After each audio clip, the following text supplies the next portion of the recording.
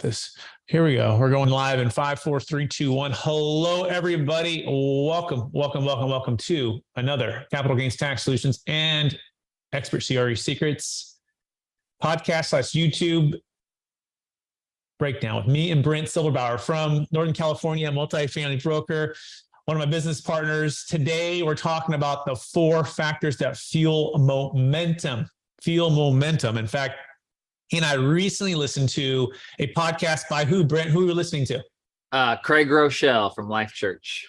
Craig Rochelle. And if you haven't heard of Craig Rochelle, you need to know Craig because he's, I think, one of the most dynamic leaders. In fact, he's been what I would call a virtual mentor for me for many years now. And he has one of the top podcasts called the Craig Rochelle Leadership Podcast. So Craig, if you are listening to this out there, thank you for everything you're doing. And we're going to be breaking down exactly what you told us to do, which is to build some momentum, cash some vision, ignite that vision by some faith right now. And so let's dive right into what are the 4 factors that fuel momentum. Brent Silverbauer, kick us off. What's the top line here before we get started? Okay. From my memory, from watching it, what it is cast vision consistently. And just have a vision that you're passionate about, that you're pursuing, and cast that vision for your team consistently. Absolutely. And so what Craig says, and we're going to get into this, he says, positive momentum is a leader's best friend. That's right. But negative momentum can be a leader's worst enemy. And so we're going to learn how to build momentum, how to keep it, and how to get it back if you've lost it. And this one, we're going to talk about how to build it. And so Craig says that momentum is the force that propels your organization forward. And this is the big statement, Brent, which I thought just kind of took me back here. And I had to sit down and rewind the podcast, listen to it again. He says, listen to this. Momentum is greater than the sum of all your leadership, strategy, and resources combined. Yeah. So Brent, when you hear that, what does that make you think about? It's greater than the sum of all your leadership, strategy, and resources combined. Well, it's hugely important. And it's kind of this, a little bit of like a mysterious force that becomes at work in your organization, that when you have it, just everything comes easier. Everything comes better. And when you don't have it, consequently, everything is much more difficult. And so getting it is essential, I guess, is in a nutshell. Absolutely. And by the way, he says, if you're asking yourself whether or not you have the momentum, guess what? You probably don't, or at least it's lacking, right? If you're having yourself, do I have momentum right now? In other words, it's something that you do sense and know that you have this momentum that's moving forward. And I think about it when I played, college basketball, played high school football, all of those things. The saying goes when you're winning and everything's going well, like the rest of it kind of just doesn't matter as much.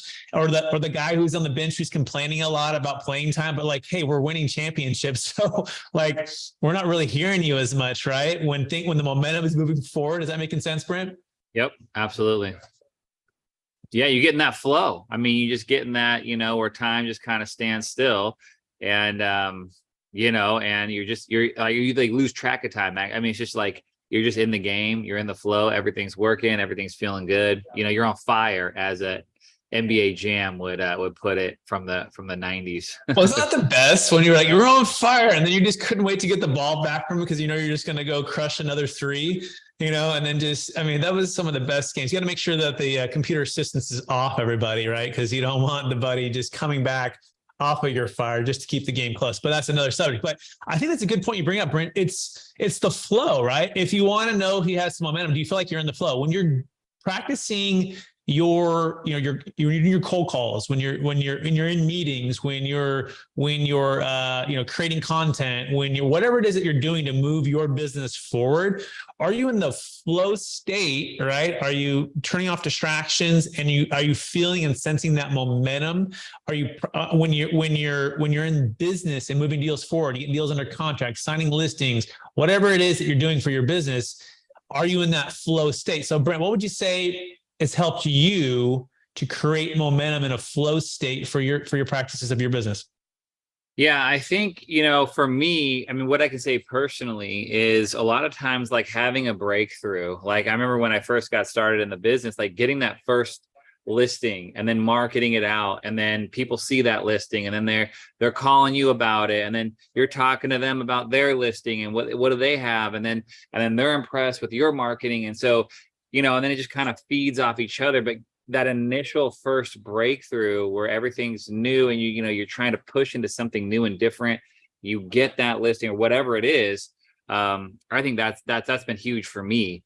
And then consequently, when you go through a slump or a dry season, whatever, for whatever reason, where things, you're not having those listings, you're not having those phone calls, it just it's tough. So yeah, that's what I say. It's basically getting that breakthrough. Yeah. I couldn't agree with you more. In fact, Craig puts it well. He says creating momentum is like launching a rocket, right? Yeah. Think about like Apollo 13 getting off the ground, the tremendous amount of force and energy. Yeah. In fact, he puts it like this: it's a disproportionate amount of energy to get off of the ground, right? To break through on those 200 cold calls per week, to break through and make that first, YouTube video, or that first, a walkthrough video on your phone that was awkward, to when you're stammering and stuttering and the lighting was bad, or to go on that first listing appointment, or to negotiate those deals, or do that first 1031 exchange, that first deferred sales trust, that whatever that is, that takes a disproportionate amount of energy to get off the ground, to get your business up and running. But guess what? Once you overcome the force of gravity, you can maintain your momentum with minimal effort. In other words, like once the plane is off the ground and it's cruising at an altitude, you can maintain your momentum with less effort, okay? And he says there's 4 forces that can hold back all of our momentum. Number 1, what's known. Number 2, what's safe. Number 3, what's easy. And number 4, what's comfortable. So Brent, out of those 4, what would you say is the number 1 thing that would hold you back, hold us back, or just a real estate or business professional in general? What's the forces that tend to hold you back the most? Known, safe, easy, or comfortable? Yeah, well, all of them. But if I could pick one, probably what's known. I hate learning new systems or new CRMs or new marketing strategies or new this or new that. So probably, getting that breakthrough, learning all the stuff that I've already known, and just staying there is probably the biggest threat for me.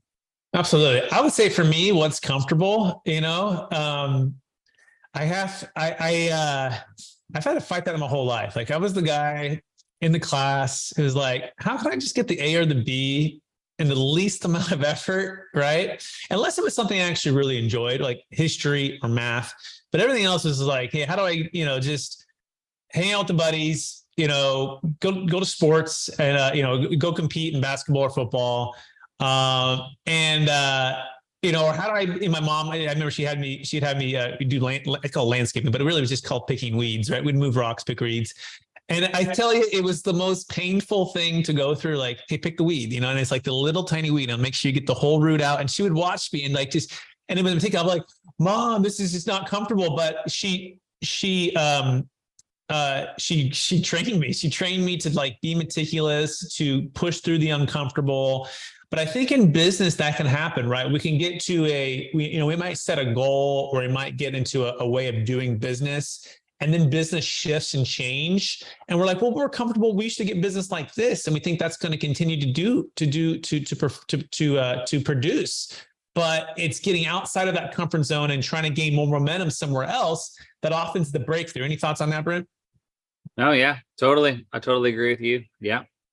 Cool. Okay. So Craig goes on to say, to overcome these forces and start building momentum, you need to change what you do. So we all need to change what we do. So remember, if we're doing what we've always done, we'll get what we've always got. And so there are 4 factors that fuel momentum. Okay. And if you have these factors in place, then you and your team are right for building a positive momentum. But first, he says to name the area of your life you'd like to see momentum. So right now, and it's not just business, right? It could be financial, it could be relational, it could be physical, it could be faith. Okay. So think of that area, Brent, you and I right now. What's the one area that we want to see that momentum built, and be thinking about that. Identify that. Take 5 seconds to do that. And then we're going to dive into the 4 ways to build it right now. Okay. Yeah. All right. You got it in your mind? Yeah. Okay. All right. Number 1, momentum is ignited by vision. It's ignited by vision. So this is like the rocket ship. We're gonna light the rocket ship, right? So it's ignited by vision. He says this is the action statement. Oh, by the way, there's in the good book, the Bible, it says where there is no vision, the people perish, right? And so what I would say to any business professional, anyone listening to this, right, where there is no vision for your business is likely, and then perish is maybe a tough word, but essentially what it's saying is it's dying or it's on the way to death, right? Which is a strong way to think about it. So action statement. He says, you inspire action with an unwavering, white-hot vision to fulfill your mission. So do you have a clear vision that's so compelling that it's going to pull you in that direction, especially when momentum is lacking or it's not even ignited yet, right? So one of the biggest mistakes most leaders make, myself included, is to undervalue the power of vision. If you lack momentum, it's very likely that you lack vision. If you want momentum, you and your entire team, your family, everyone that whatever it is that you're trying to build for needs to know the vision. Your vision must be clear. Our vision must be clear. It must be consistent. It must be compelling. It gives the why behind every what. It gives the why behind every what. So, Brent, what is the driving vision for the area of your life, my life, that we want to develop, right? Or any thoughts on this piece? Brent?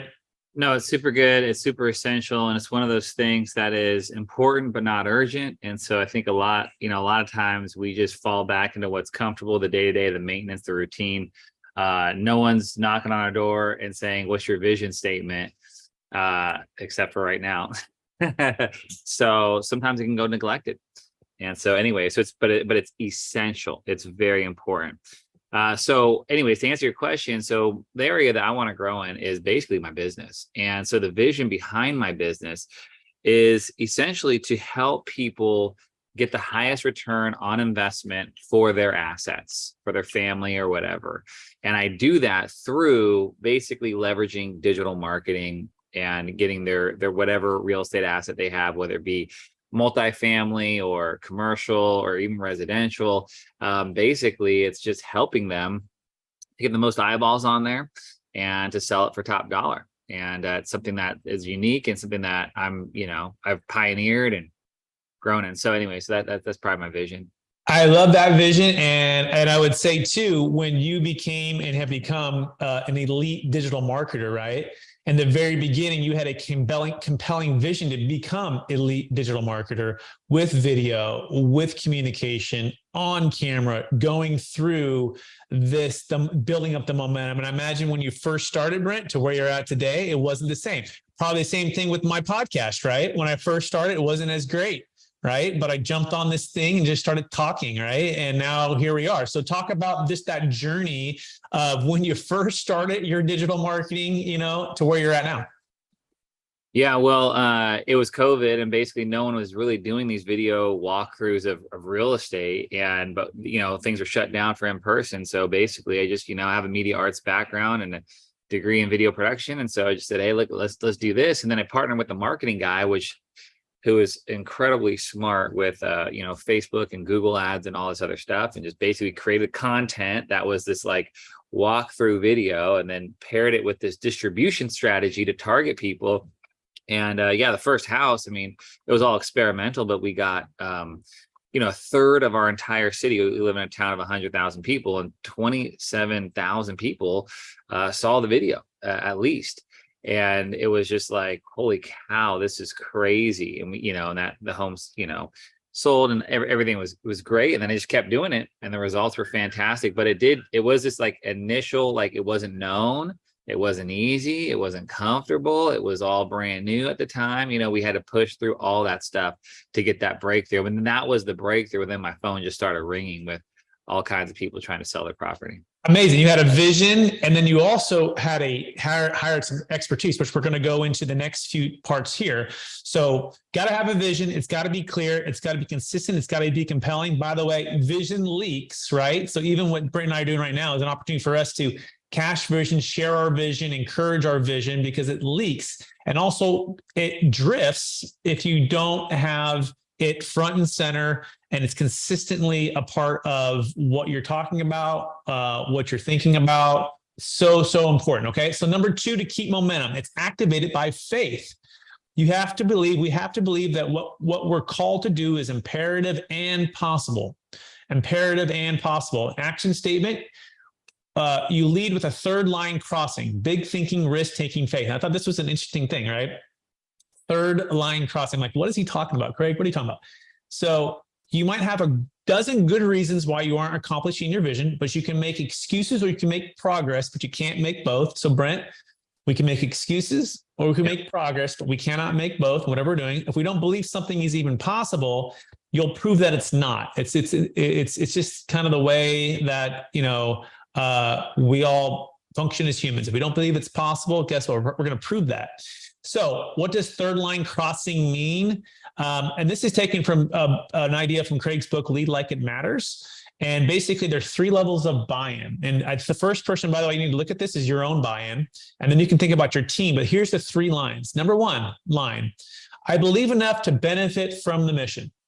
And he talks about if you have team members or even yourself, like if what you're doing is I can benefit, I can get a paycheck, I can get paid, and I believe enough to show up to get paid for the time that I put into it. That's like level 1. Nothing wrong with that, but that's level 1. If you want to level up momentum to level 2, I believe enough to contribute comfortably to the mission. So he gives the example of the team member shows up, gets paid, does a good job, and has a great attitude and maybe likes to attend to team building events or does something a little bit above and beyond what's been called for. And then he says the third line, which is next level to build momentum. And he goes, actually, this is actually where momentum is built. The other 2, you're not really building momentum. You're either sustaining or you're declining. Okay. He says where momentum is built is I believe enough to give my life to the mission. I believe enough to give my life to the mission. When I heard this, Brent, I'm going, wow. Am I believing enough in my vision for my business and what I'm doing to give my life to the mission? Because how can I expect the team members to do that if I'm not leading with that, right? So any thoughts on activated by faith and giving your life to the mission, Brent? Well, yeah, I mean, faith, you need action. Faith if you truly believe, then you will take action. I mean, that's just it. Our actions are determined by our thoughts and our beliefs. And so, yeah, it totally makes sense. And you have to have that vision that's compelling that like, man, I believe in this. I want to give myself to this and, and do my best. Absolutely. Towards it, give my life to it. That's huge. And and it's daily too. Cause some days I'm like, I just gotta, you want to show up and just, what's the word? Just mail it in, right? Mail it in, right? I'd imagine I would look like Kobe Bryant or Michael Jordan or some of the great sports, Steph Curry. I remember those days they're probably like, man, I just kind of want to mail it in. But it's like, no, I'm going to be elite. If you're going to be elite, you got to be willing to give your life to the mission, which is powerful. Okay. Number 3 way to build momentum. It's supported by systems. And this is where I want to connect what Brent said before about he hired an expert in an area that he wasn't as proficient in, to help him build out the digital marketing distribution, right? And targeting, right? Where he found his expertise was creating the content, and he hired and he built a system. By the way, I was listening to Atomic Habits. By the way, I happened to listen to a podcast this morning with John Maxwell, another amazing leader, interviewing the author for Atomic Habits. And he talked about you don't rise to the level of our goals or our ambition or our vision. We fall to the level of our systems, right? And so momentum is supported by systems because it helps us to create intentional systems that support, sustain, and propel the mission, the vision forward. So Brent, talk about the importance of systems. Yeah, like as soon as I learned this new thing, I immediately started hiring people and training them and getting systems down. Basically, like we just started an extensive like screen capture tutorial, like internal like training YouTube, so that I can plug and play people in there. Video production and all the stuff that we were doing is quite complicated, and editing it and making it right, and everything was very specific, and the scripts and all the stuff that we were doing. And then, so it's like putting that all in a system. And now I have a guy, we come out, we know what to do, we shoot, blah, blah, blah, blah.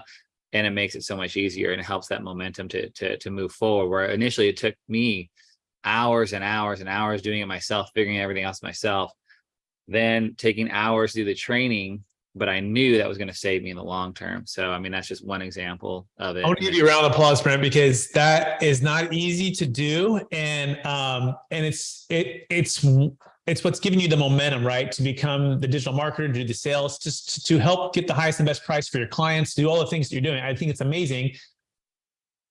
By the way, the right intentional systems will sustain your momentum. Wrong or even unintentional systems will hurt your momentum. And by the way, we all have systems. Here's the thing that Craig was saying. The question is, are the systems intentional, right? Or are they unintentional and they're hurting your momentum, right? It's like we all have habits. The question are they intentional habits that we have a clear vision for and faith that we're going to be somewhere else in the future because of them? Or are these habits that are unintentional, not planned, not thoughtful, taking us to the places that we don't want to be? So what is a system? A system is how you accomplish your what. It's who does what, when, and how. Who does what, when, and how. If you want a specific result, you need to build an intentional system to accomplish that result. Here's what I've learned, by the way, as an entrepreneur, as a real estate broker, founder of Capital Gains Tax Solutions, is hire the who, don't be the how. And so my number one hire that I would encourage everyone, if you don't have someone on your team yet, is what's called a systems design architect. A systems design architect. And the entire role of this system design architect is to do exactly what we're talking about here. Build intentional systems that define who does what, when, and how, okay, to help us accomplish our vision. So I want, for example, a specific result on the podcast, on the book we launched, on all of our systems and transaction coordination for all of our deals, for reaching out to book on other shows, to all of these things. And so we've built systems. And then guess what that system design architect did? Because what quickly happens is you go from designing and delegating, which is where the entrepreneur should be. Everyone should be as much in that zone as possible, to deciding the work and doing the work. Okay, so I'll say those again. There's designing and delegating, and there's deciding the work and doing the work. And you want to be, and we all want to be in designing and delegating. And so as soon as I delegate it and we helped to build some systems, guess what? We found her doing and deciding the work, which quickly stopped her from developing and building systems, so we quickly hired another person to take more off of her plate so she can go back to designing and delegating the work. Same thing with me as well, right? So we're constantly trying to accomplish a specific outcome. And so our systems are a combination of what you expect and what you allow. So if you want different systems, change what you expect and audit what you allow. So essentially this means too, doesn't mean as an entrepreneur, as a business owner, you can just completely check out. You've got to be able to inspect the system and make slight adjustments along the way of what's going right, what's going wrong, and improve it. So we have a saying around here, Brent, it goes like this: every day in every way we get a little better. Every day in every way we get a little better. And mostly this has to do with our systems. Like, how do we make it just a little more efficient, a little bit better, a little bit clearer and cleaner? By the way, here's the good news, Brent. We don't have to create all the systems ourselves. If you're clear about what we expect, we can reward it when we see it, correct it when we don't. We can build a team that can build the systems. And guess what? Most entrepreneurs aren't great at building systems. I mean, we might be, in other words, it might take a lot of energy from us, right? Or it might take us away from our highest and best, which is creating content, solving problems, being in front of the client, right? Versus the back end, which is just as equally important. But we can hire those right people. Any thoughts on that, Brandon? I know I just talked a lot right there, but I had a lot in there to get out. It's so important, and you're right. Usually as an entrepreneur, you're more creative, you're more, big 30,000 foot vision. We're going over here. And then the systems is a minute details like dot this I, cross this T, make sure not to forget that. And that is the crazy making stuff for me. I absolutely hate the small details because I'm just much more big thinking. And yeah, and I think that's the trick is finding the right people too, because you can have the right systems, but if someone's not gifted in that area, and so then the hiring becomes a big deal. And I just realized when I get the right person, a lot of the problems go away. And when I have the wrong person, I go back down the ladder and I'm like, hey, no, this is not how you do it. This is not how you do it. This is not how you do it, and then it sucks up all my time. So the systems and getting the right people in the right seats with the right systems is so important, and it is not easy. Absolutely. It's not easy, but when you do find that rock star, and by the way, I also found that you don't necessarily just find great leaders or great rock stars. You have to build great leaders and great rock stars. Now they have to have three things. We definitely, for all of our hiring, humble, hungry, and smart. Patrick Lencioni, the ideal team player. If you haven't read the book, read the book. Okay. If they're humble, hungry, and smart, and the smart is EQ, emotional intelligence. Okay. Not just IQ, then you can build, right? And so realize that if you're hiring a virtual assistant, you're hiring a team member. I learned this the hard way, that I thought I might just find the end all be all VA, virtual assistant. And it took through me learning how to be a leader and a builder of really systems, and delegation is kind of the key skill set to learn, that I was able to free up my time and energy to go back to the things that I love to do. So let's move to the last one, which, by the way, so we've covered vision is ignited by, momentum is ignited by vision. Momentum is activated by faith. Momentum is supported by systems. And last, number 4, momentum is sustained by grit. So as leaders, we need to be compelled by a white hot vision that's so intense it produces a grit that won't quit. Is what you're doing going to make an impact for you, for your family, for the community, for the clients you serve? What is it that's going to sustain you during the tough times? Right now, it's tough. The real estate market is tough. Transactions are down. Interest rates are up. Things are uncertain. What's going to sustain you to move forward? And grit is the key ingredient. Most successful leaders, it's not their knowledge, their skill, or their desire, but resilience. Resilience is the ability to bounce back, to thrive in the face of adversity. So how do we grow our resilience? Well, Craig says we start with mindset. We need to have a mindset that knows, we all need a mindset that knows leadership is incredibly difficult. It's difficult to be a leader. Leading people will be a thrill and a burden. And he talked about this tension, right, between a leader, us as leaders, leading and building people, knowing we have that ability to do that. And the other side, that, gosh, it's a burden, it's hard. And he goes, in fact, if you don't have both going, you're probably not going hard enough. You're probably not, diving enough. And so he puts it like this. In fact, if leading people isn't simultaneously your greatest gift and your greatest burden, you probably aren't doing it right. So what does that mean to you, Brent, when you hear that? Oh, it's 100%. So it's just hard. And, it has to be, a burden is usually, like, you think it's like a bad thing, but there is, I think, a burden that is good, that it's like, you want this to be good. You want people to be succeeding and thriving in your organization and all that other stuff.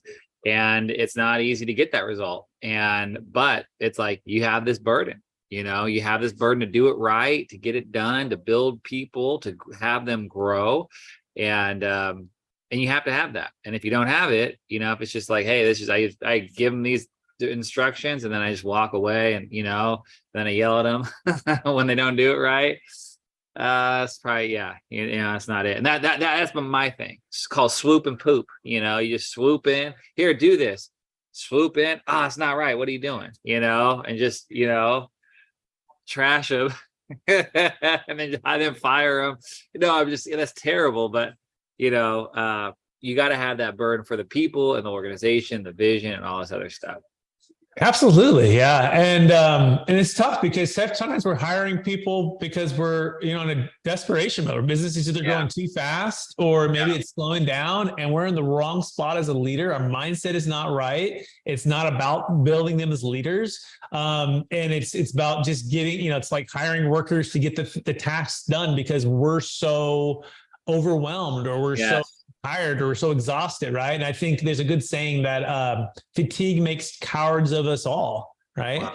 We've got to make sure that we're in the right spot, and we're going to build momentum through showing up and building leaders, right? Building leaders. So that is something we try to practice here at Capital Gains Tax Solutions and with our EXP Mastery team. Essentially, like, we're not here to hire workers. We're hiring team members, right? That are going to be arm in arm marching forward for the mission, for the vision.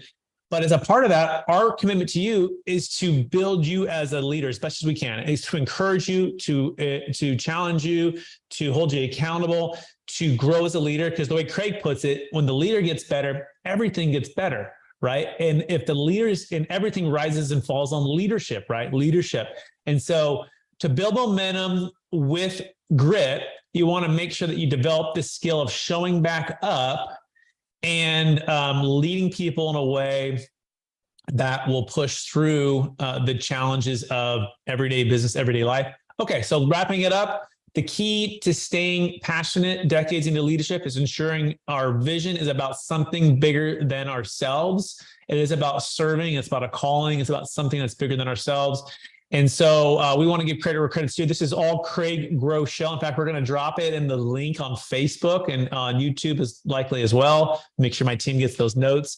And we're going to include the leadership podcast. And then we're going to include the show notes that he has, which we're just talking about here. Brent Silverbauer, if people want to get in touch with you or any last words of encouragement for anyone listening to us out there, what would you say? Yeah, I just say it's worth it, and all things are possible. Like, I think some of the stuff, it could be overwhelming at first and like, man, I'm so far away from being this great leader and having this great organization. But if you just have that vision, you find that vision and, you go after it, you do the 20-mile march, just little by little, getting a little bit better, every way, every day, or whatever you said, it's just exponentially builds and you will get there. And this is part of it. Absolutely. And then you sustain that by systems and hiring the people, right? Systems and hiring the people so that you don't just, start to get that and then everything kind of teeters off. You want to keep that momentum because, right, it's greater than the sum of all of our leadership, strategy, and resources combined is momentum. So get the momentum. Check out Craig Groeschel's Leadership Podcast. Hey, give us a like, share this with someone who can be encouragement to as well. And you're listening to the Capital Gains Tax Solutions podcast, also stream with expert CRE secrets.